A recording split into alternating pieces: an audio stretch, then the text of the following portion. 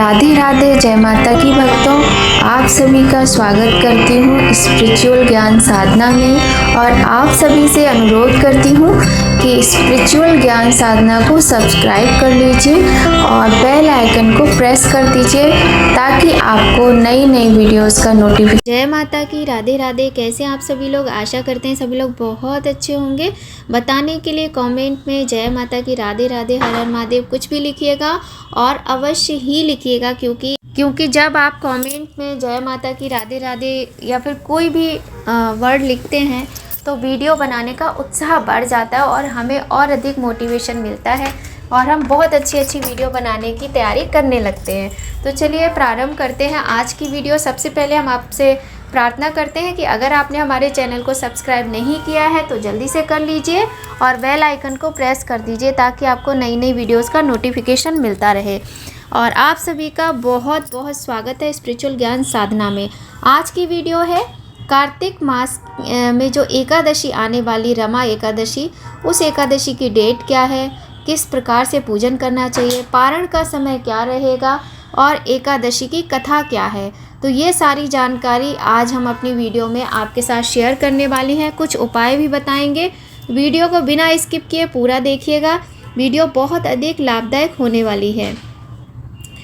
कार्तिक मास के कृष्ण पक्ष में एकादशी आती है, उसको कहते हैं रमा एकादशी।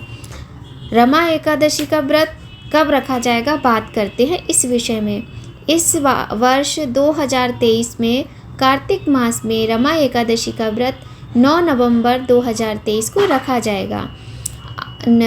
एकादशी तिथि 9 नवंबर को सुबह 10:41 पर समाप्त हो रही है, किंतु उदया तिथि के कारण 9 नवंबर को ही एकादशी का व्रत रखा जाएगा। रमा एकादशी का व्रत हर साल कार्तिक महीने के कृष्ण पक्ष की एकादशी के दिन रखा जाता है। पौराणिक मान्यता है कि रमा एकादशी का व्रत रखने से ब्रह्म हत्या सहित कई पापों से मुक्ति मिल जाती है। रमा एकादशी का व्रत करने से सभी पाप नष्ट हो जाते हैं। अब हम बात करते हैं एकादशी के व्रत के विषय में। एकादशी का व्रत हम आपको बता चुके हैं कि 9 नवंबर 2023 को रखा जाएगा और उदया तिथि के कारण ही 9 नवंबर को एकादशी का व्रत रखा जाएगा।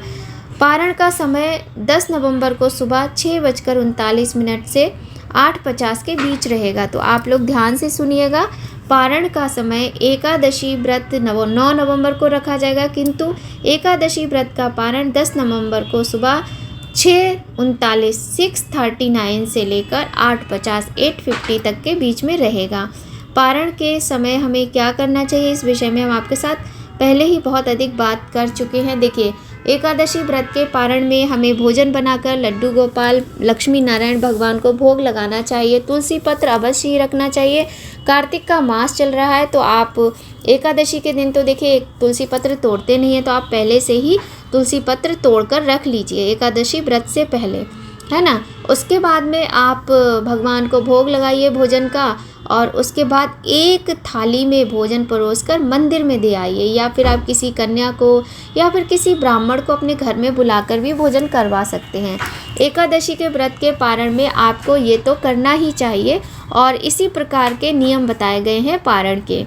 अब बात करते हैं पूजा कैसे करें।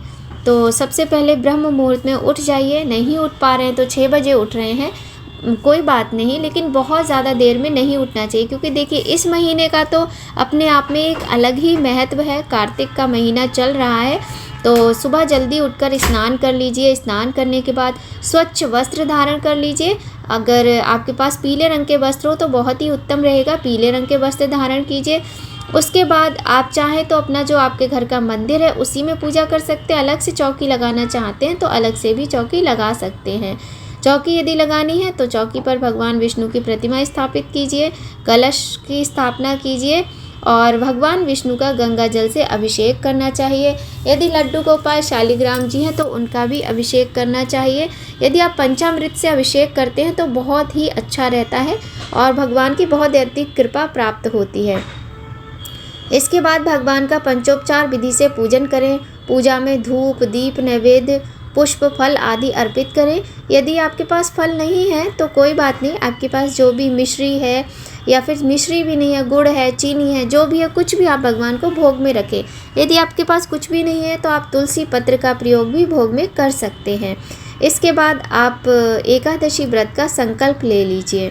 और यदि आपके पास सुबह के समय आपके पास टाइम है तो आप सुबह के समय ही विष्णु सहस्त्रनाम गजेंद्र मोक्ष का पाठ कर सकते हैं। और यदि नहीं है तो दिन में किसी भी समय आप विष्णु सहस्त्रनाम गजेंद्र मोक्ष का पाठ कर सकते हैं। और पूरे दिन आप ओम नमो भगवते वासुदेवाय, ओम क्लीं कृष्णाय नमः, श्री कृष्ण गोविंद हरे मुरारी, हे नाथ नारायण वासुदेवा, या फिर ओम क्लीं कृष्णाय नमः, श्री कृष्णाय वासुदेवाय, हरे परमात्मने, प्रणत क्लेशनाशाय गोविंदाय नमो नमः। इस प्रकार से किसी भी मंत्र का जाप कर सकते हैं।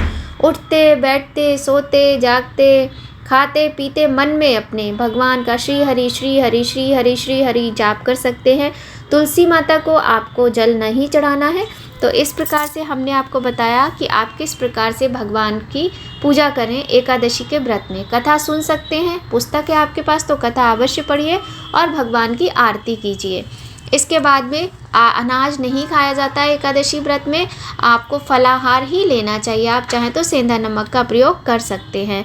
इसके अतिरिक्त अब हम आपको बताते हैं कि एकादशी व्रत में हमें क्या नहीं करना चाहिए। तो एकादशी से एक दिन पहले दशमी के दिन हमें चावल का प्रयोग भोजन में नहीं करना है और ज़मीन पर सोना है। यदि सर्दी का मौसम आ गया है आपके यहाँ भी और आपको शरीर में कोई दिक्कत है तो आवश्यक नहीं है आप ज़मीन पर सोएं। ईश्वर सब जानते हैं क्योंकि सब कुछ उन्हीं के द्वारा ही बनाया गया है। तो आप ज़मीन पर तब ना सोए यदि आपको अधिक परेशानी है अपने शरीर में, और नहीं है तो आप ज़मीन पर शयन करें, ब्रह्मचर्य का पालन करें और सुबह उठकर भगवान की पूजा आदि करें। तुलसी पत्र एकादशी के दिन नहीं तोड़ना है।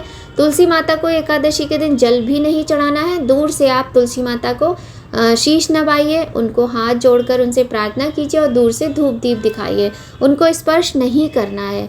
और कार्तिक मास में तुलसी माता का बहुत अधिक महत्व है। तो आप किसी प्रकार का यदि चालीसा का पाठ करते हैं तो दूर से बैठकर कर सकते हैं।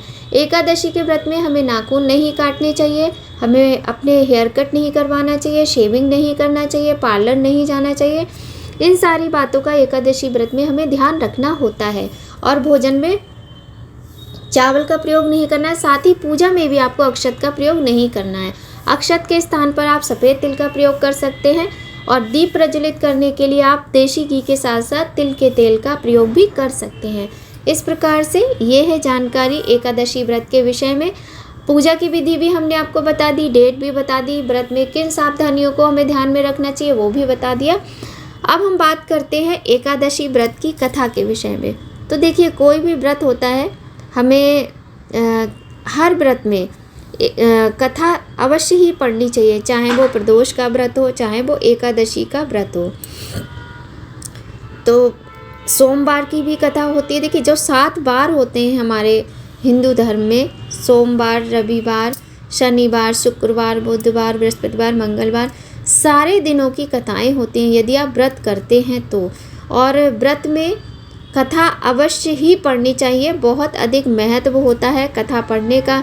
यदि आपके पास पुस्तक नहीं है तो हमारी वीडियो आपके लिए और अधिक लाभप्रद होगी और आप हमारी वीडियो के द्वारा एकादशी व्रत की कथा भी सुन सकते हैं। तो आज हम आपको एकादशी व्रत की कथा सुनाएंगे। सभी लोग भगवान को प्रणाम कर लेते हैं, भगवान का एक बार जयकारा लगा लेते हैं और उसके बाद हम कथा प्रारंभ करते हैं। साथ ही आप लोग ये भी जान लीजिएगा, जो कार्तिक मास के कृष्ण पक्ष की एकादशी होती है उसे रमा एकादशी के नाम से जाना जाता है। रमा माता लक्ष्मी का नाम है, माता लक्ष्मी के नाम के ऊपर ही इस एकादशी का नाम पड़ा, रमा एकादशी। तो अब हम प्रारंभ करते हैं इस एकादशी व्रत की कथा। बोलिए लक्ष्मी नारायण भगवान की जय। एक समय की बात है, मुचकुंद नाम का एक सत्यवादी तथा विष्णु भक्त राजा था।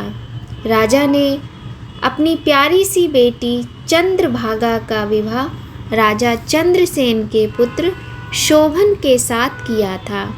राजा मुचकुंद एकादशी का व्रत विधिवत तरीके से करता था इतना ही नहीं, उसकी प्रजा भी एकादशी के नियमों का पालन अच्छी प्रकार से करती थी।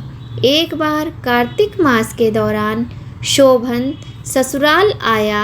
उस दिन रमा एकादशी का व्रत था।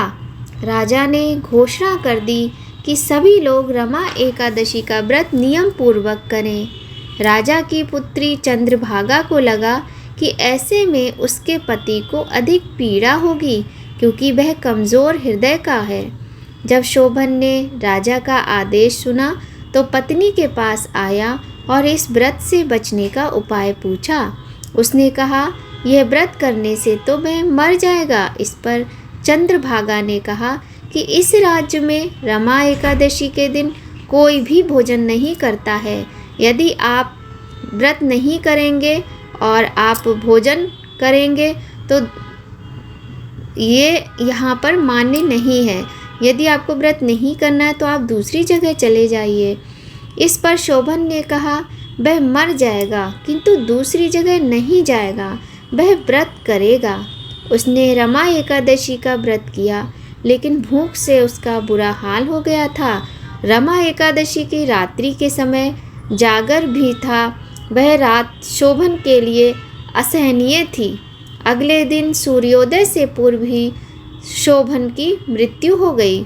ऐसे में राजा मुचकुंद ने अपने दामाद शोभन का शव को जल प्रवाह करा दिया था और अपनी बेटी को सती न होने का आदेश दिया। उसने बेटी से भगवान विष्णु पर आस्था रखने को कहा। पिता की आज्ञा मानकर बेटी ने व्रत को पूर्ण किया।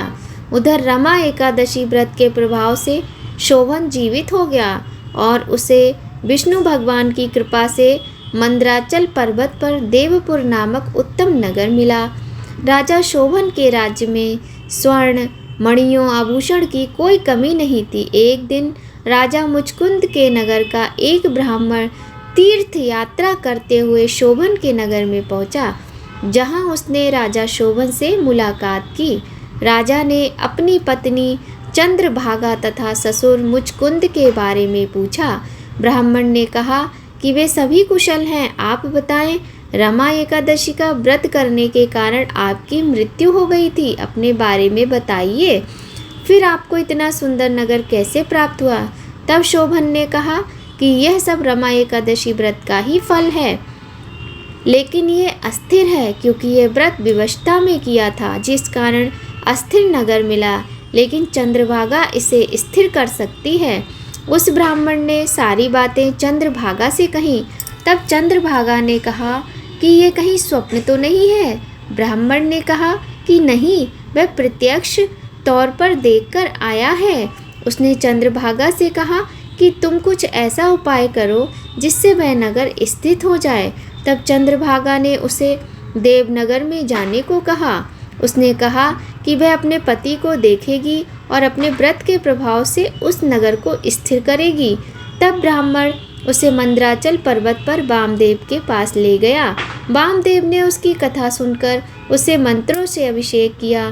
फिर चंद्रभागा ने व्रत के प्रभाव से दिव्य देह धारण की। शोभन के पास गई। शोभन ने उसे सिंहासन पर अपने पास बिठाया। फिर चंद्रभागा ने पति को अपने पुण्य के विषय में बताया। उसने कहा कि वह अपने मायके में 8 वर्ष की आयु से ही नियम से एकादशी व्रत कर रही है। इस व्रत के प्रभाव से यह नगर स्थिर हो जाएगा तथा यह प्रलय के अंत तक स्थिर रहेगा। दिव्य देह धारण किए चंद्रभागा अपने पति शोभन के साथ उस नगर में सुखपूर्वक रहने लगी। इस प्रकार से रमा एकादशी व्रत की कथा यहीं पर पूर्ण होती है। बोलिए लक्ष्मी नारायण भगवान की जय। आशा करते हैं आपको हमारी ये वीडियो बहुत अच्छी लगेगी और आप सभी के लिए बहुत अधिक लाभप्रद होगी। साथ ही ईश्वर से प्रार्थना करते हैं भगवान लक्ष्मी नारायण से कि उनकी कृपा अपने भक्तों पर सदा ही बनी रहे। आप सभी के कष्टों को भगवान दूर करें और घर में सुख संपदा माता लक्ष्मी का वास हो। इसके साथ ही आज की वीडियो का यहीं पर एंड करते हैं। मिलते हैं आपसे एक बहुत अच्छी जानकारी के साथ एक नई वीडियो में। जय माता की। राधे राधे।